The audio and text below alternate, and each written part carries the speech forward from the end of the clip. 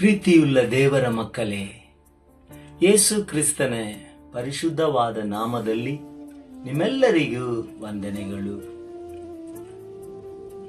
ಈ ದಿನ ದೇವರ ಧ್ಯಾನಕ್ಕಾಗಿ ಆರಿಸಿಕೊಂಡ ವಾಕ್ಯ ಭಾಗ ಎಫೆಸದವರಿಗೆ ಬರೆದ ಪತ್ರಿಕೆ 1ನೇ ಅಧ್ಯಾಯ 4ನೇ ವಚನ.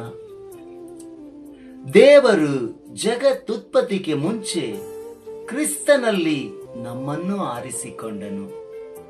ಆದಿಯಲ್ಲಿ ದೇವರು, ಆದಿಯಲ್ಲಿ ಕ್ರಿಸ್ತನು, ಆದಿಯಲ್ಲಿ ಪರಿಶುದ್ಧಾತ್ಮನು ಎಂಬುದಾಗಿ ಧ್ಯಾನ ಮಾಡಿದ್ದೇವೆ.